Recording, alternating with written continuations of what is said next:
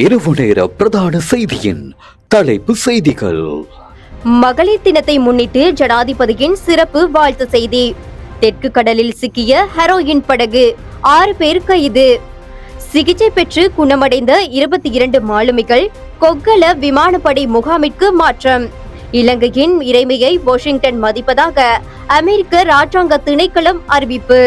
குவைட்டில் உள்ள அமெரிக்க ராணுவம் மீது ஈரானின் சரமாரியான ஏவுகணை தாக்குதல்.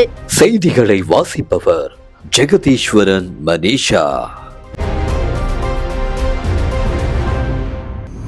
இலங்கை வரலாற்றில் முன்னெப்போதும் இல்லாத வகையில் அரசியல் மற்றும் பொருளாதார ரீதியாக பெண்கள் பாரிய மாற்றங்களை நிகழ்த்தி வரும் சூழலில் பெண்களின் தலைமைத்துவம் செழிப்பான தேசத்தின் பெருமை என்னும் துணைப்பொருளின் கீழ் இவ்வாண்டு தேசிய மகளிர் தினம் கொண்டாடப்படுவதாக ஜனாதிபதி அனுரகுமார திசாநாயக்க தெரிவித்துள்ளார்.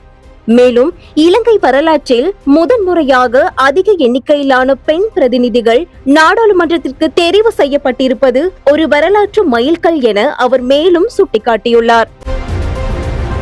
தெற்கு கடற்பரப்பில் போதைப் பொருள் கடத்தியதாக சந்தேகத்தின் பேரில் கடற்படையினரால் பொறுப்பேற்கப்பட்டு பல நாள் மீன்பிடி படகில் இருந்த போதைப் பொருட்களின் பெறுமதி சுமார் 2.8 மில்லியன் ரூபாய் என பாதுகாப்பு ராஜாங்க அமைச்சர் அருண ஜெயசேகர தெரிவித்துள்ளார்.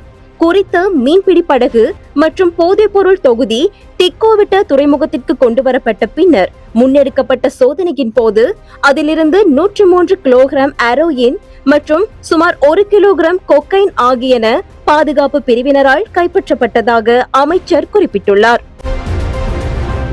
தாக்குதலுக்குள்ளான ஐரிஸ் டேனா கப்பலில் இருந்து மீட்கப்பட்டு கராபிட்டிய வைத்தியசாலையில் சிகிச்சை பெற்று குணமடைந்த 22 மாலுமிகள் கொக்கல விமானப்படை முகாமிற்கு அனுப்பி வைக்கப்பட்டுள்ளனர்.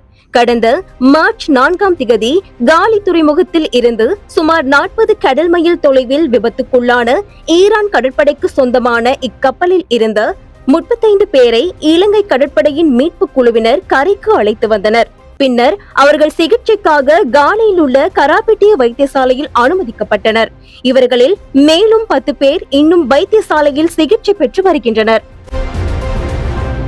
ஈரானிய கப்பல் தொடர்பான விவகாரங்களை கையாள்வதில் இலங்கையின் இறைமையை வாஷிங்டன் மதிப்பதாக அமெரிக்க ராஜாங்க திணைக்களத்தின் ஊடக பேச்சாளர் தெரிவித்துள்ளதாக சர்வதேச ஊடகங்கள் செய்தி வெளியிட்டுள்ளன.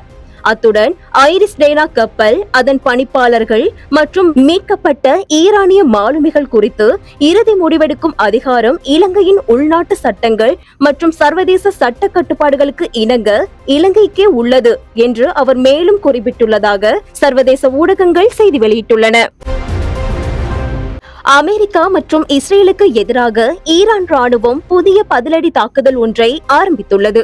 இந்த புதிய தாக்குதலானது உண்மை வாக்குறுதி நடவடிக்கையின் 27வது அலை என ஈரான் ராணுவம் பெயரிட்டுள்ளது. குவைத்தில் அமைந்துள்ள அமெரிக்க ராணுவ முகாமான ஆரிஃப் ஜான் தலைமையகத்தை குறிவைத்து இந்த தாக்குதல் நடத்தப்பட்டுள்ளது.